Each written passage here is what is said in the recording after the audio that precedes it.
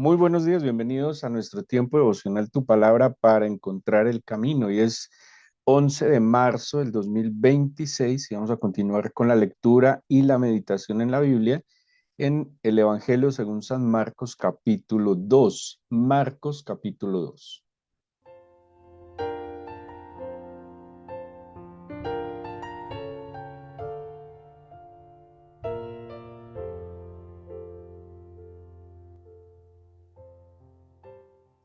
Hablábamos que seguramente la fuente de inspiración, o más bien la fuente de información del Evangelio de San Marcos, seguramente fue el apóstol Pedro, Juan Marcos, sobrino de Bernabé, fue compañero, además de Bernabé, su tío, fue compañero de Pablo en uno de sus viajes y también la tradición cuenta que acompañó a Pedro en la ciudad de Roma.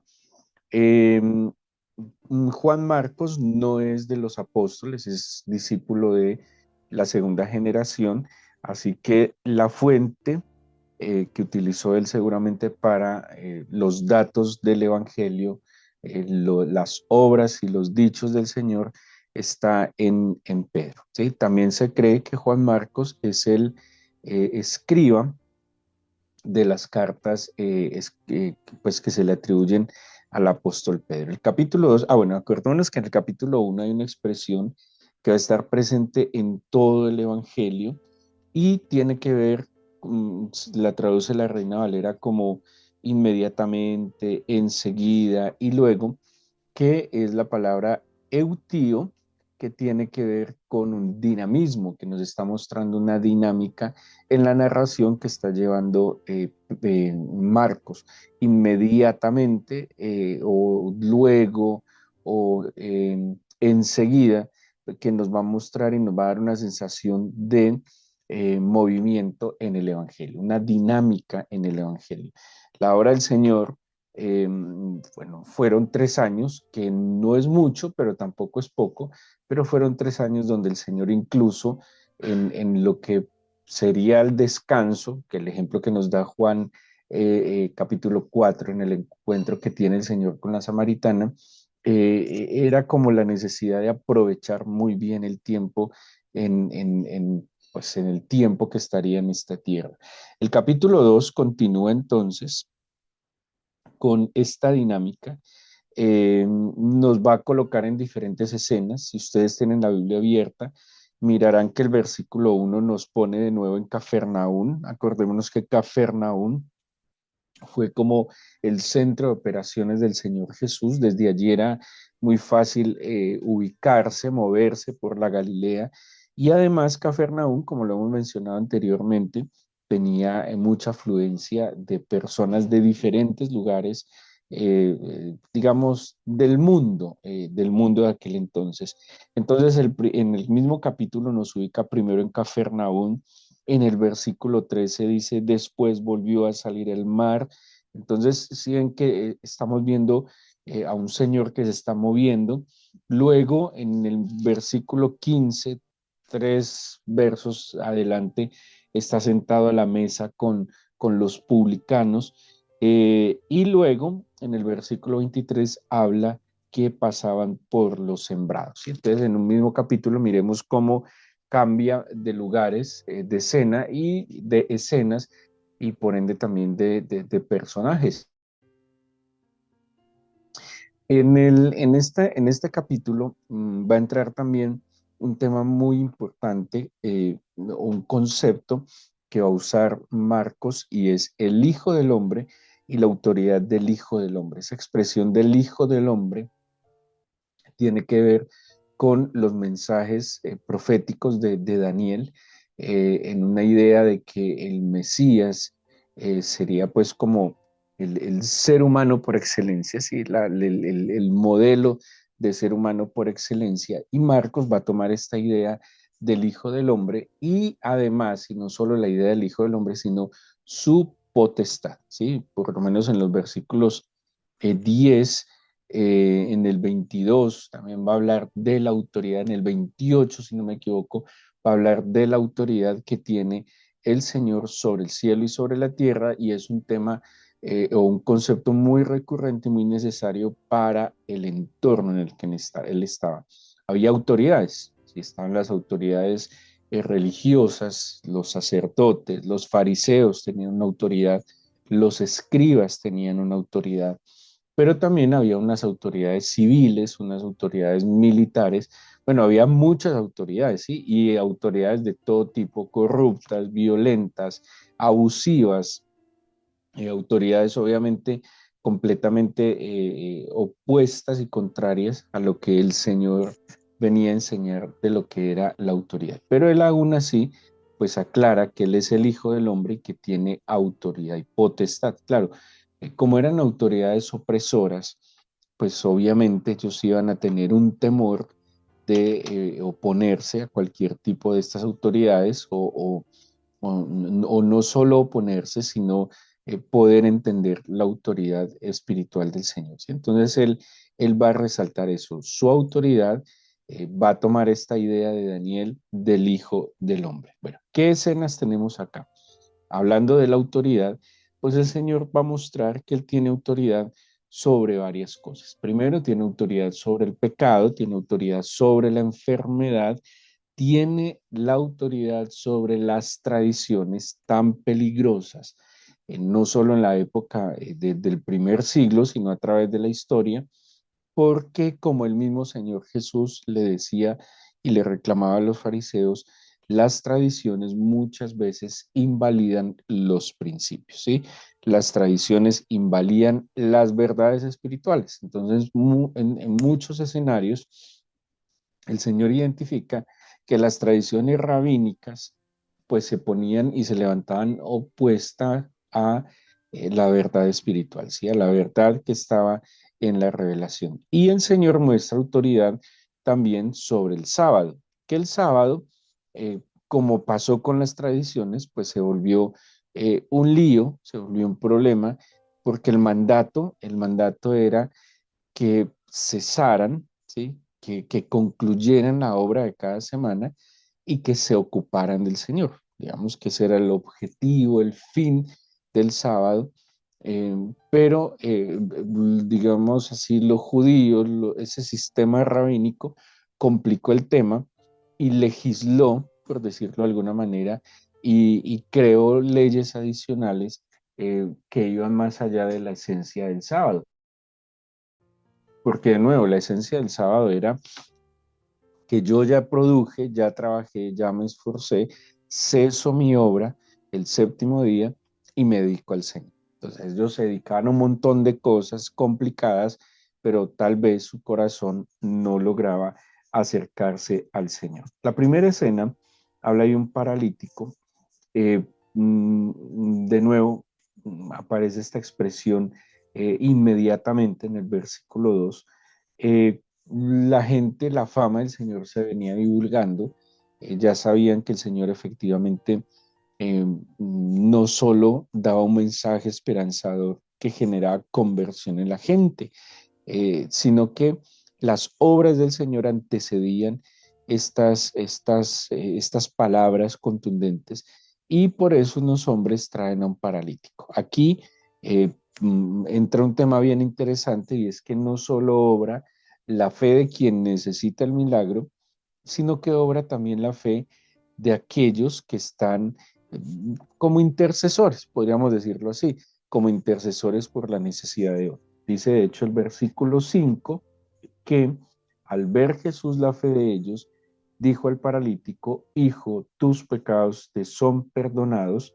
Ahí es donde los escribas se molestan, le dicen blasfemo, y les dice el Señor, los confronta, y les dice en el 9 que es más fácil decir al paralítico, tus pecados te son perdonados, o decirle, levántate, toma tu lecho y anda, pues para que sepáis que el Hijo del Hombre, lo que les dije ahora, de nuevo, tiene potestad en la tierra para perdonar pecados.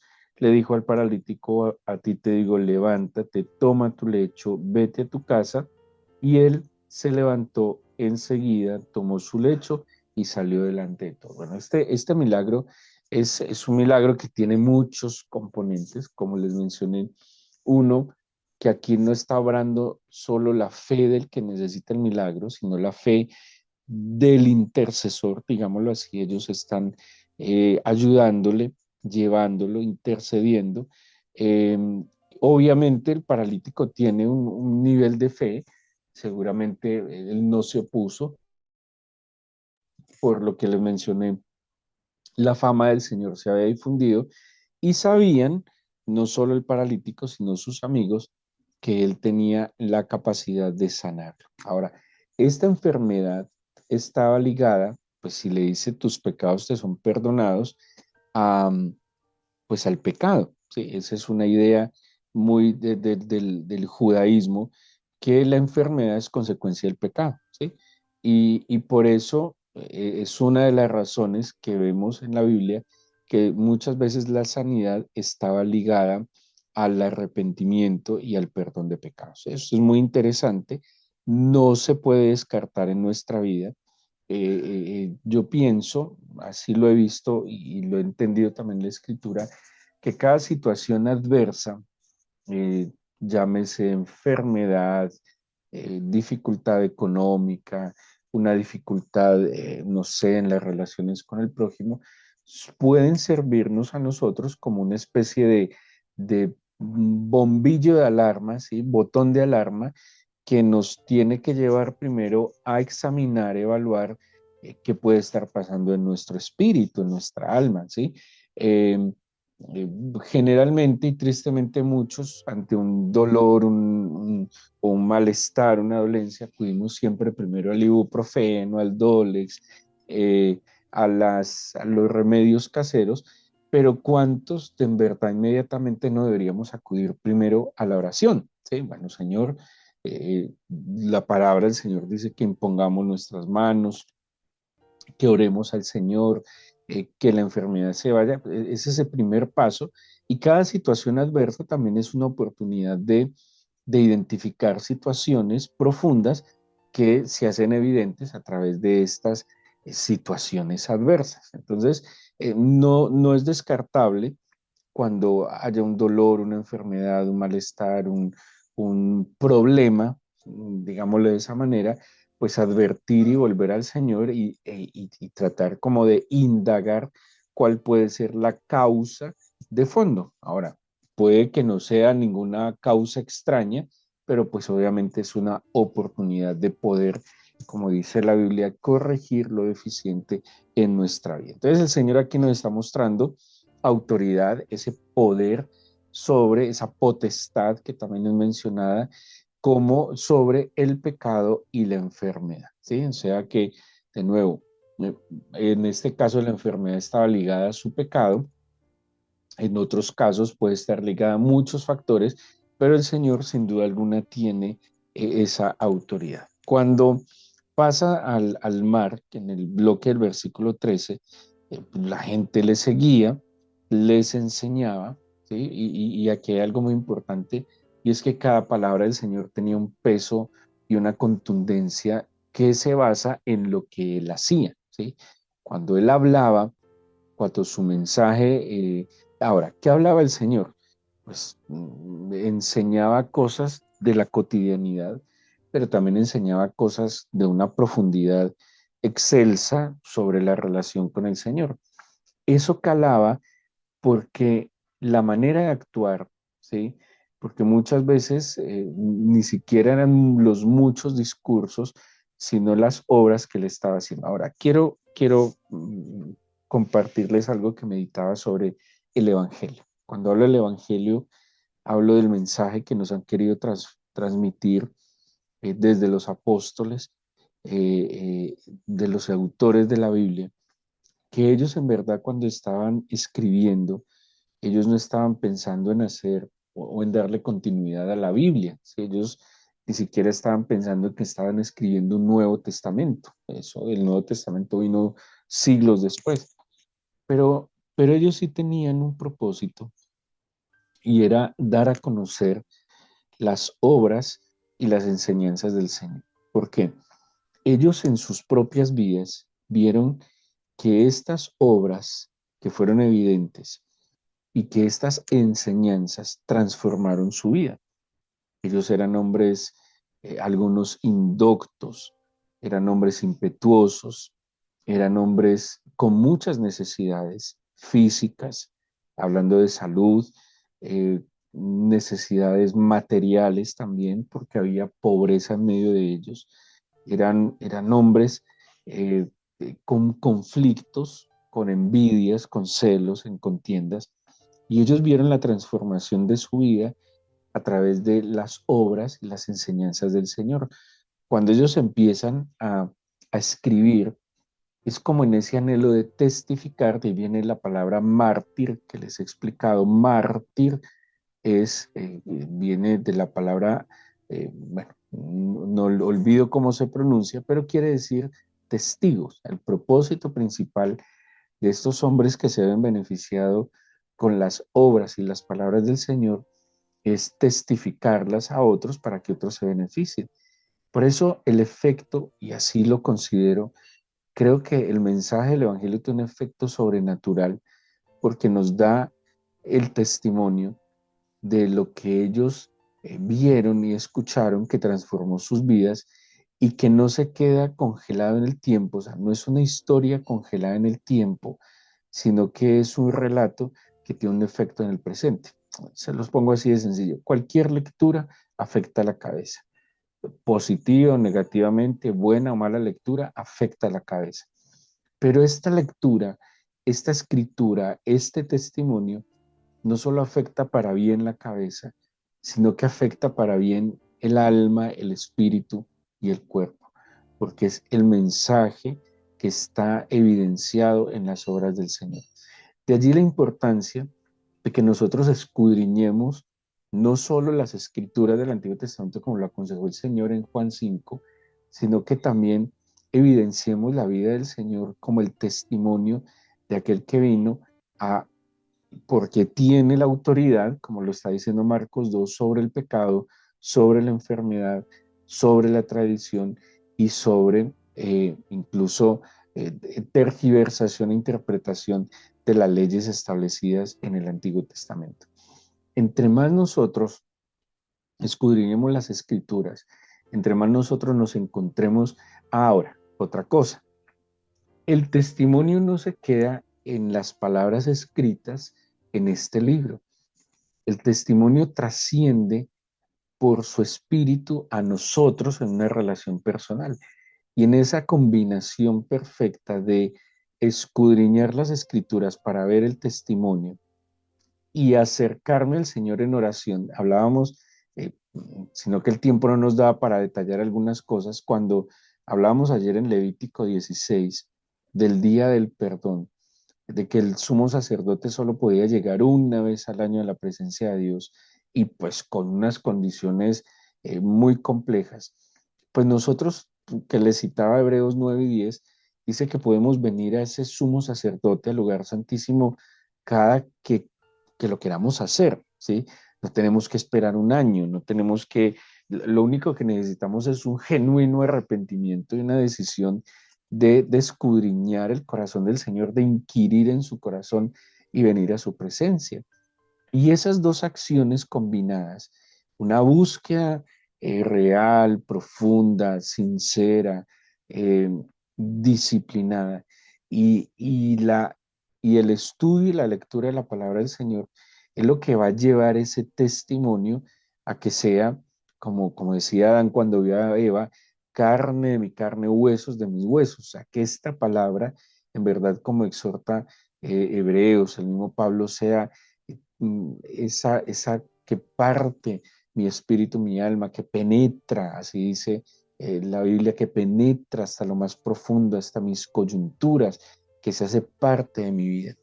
Y es lo que los evangelistas tratan de mostrarnos, ¿sí? La evidencia de que esto fue verdad para ellos, y yo sé que para muchos de ustedes que me están escuchando es verdad para ustedes hoy, que estas palabras no se quedaron paralizadas en el tiempo, sino que son vivas, son eficaces en este tiempo, ¿sí?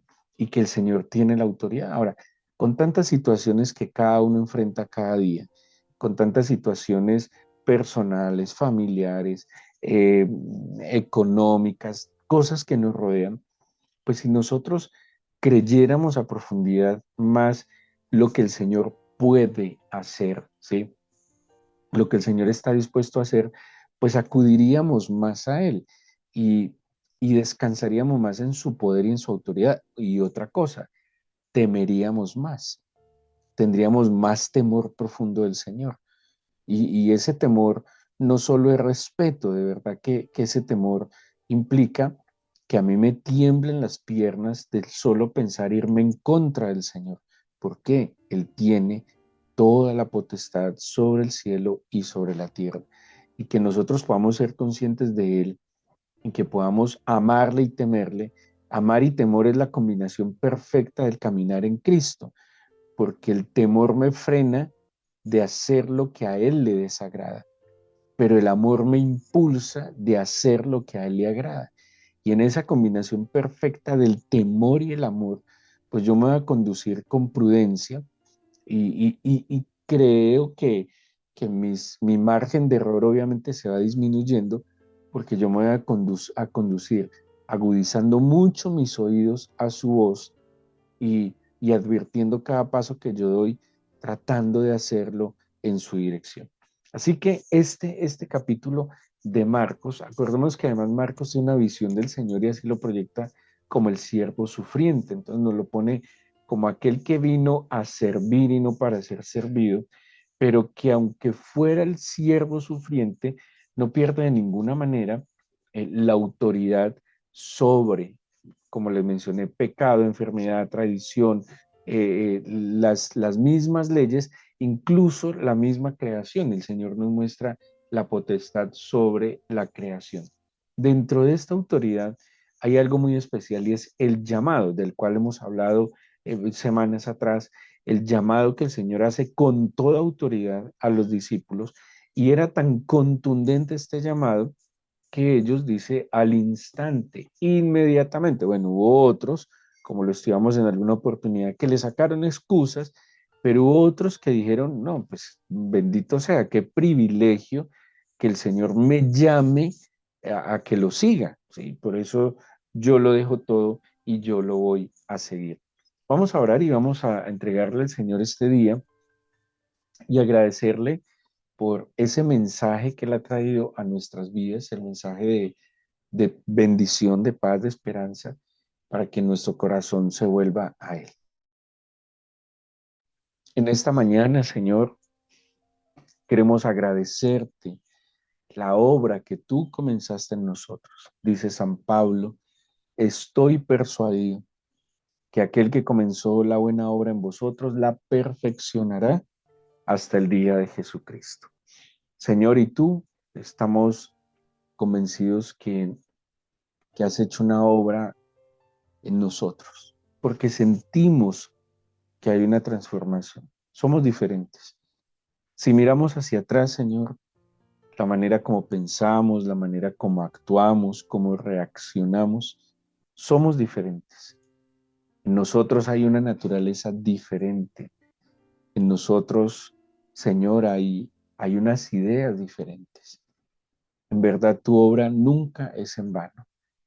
Y agradecemos cada medida o esa medida de fe que nos has concedido y cada buena palabra que ha llegado a nuestros corazones y cada acto de amor que tú, Señor, has querido obrar en nuestras vidas. Agradecemos profundamente el que nos das la certeza que estás con nosotros, que tu amor, Señor, es eterno, que tu misericordia se prolonga cada mañana y que nuestras vidas no son de ninguna manera ni en ningún instante ajenas a ti. Agradecemos ese amor eterno, Señor, que se manifiesta a través de otras personas, a través de las mismas cosas creadas, Señor, y lo que cada uno experimenta cuando viene delante de ti, a tu altar, a tu trono, a tu presencia. Porque en tu presencia hemos encontrado gozo, paz, hemos encontrado alivio, Señor, hemos encontrado luz y dirección. Gracias porque aún, Señor, en muchos momentos de descuido, en muchos momentos de ocupación, en ignorancia, Señor mío, has estado allí presente, guardándonos, protegiéndonos e insistiendo en obrar en nuestros corazones. Dele gracias al Señor porque su poder se ha manifestado, porque su autoridad se ha manifestado, porque el anhelo de su corazón de salvar, de restaurar, de rescatar, se ha cumplido en nosotros.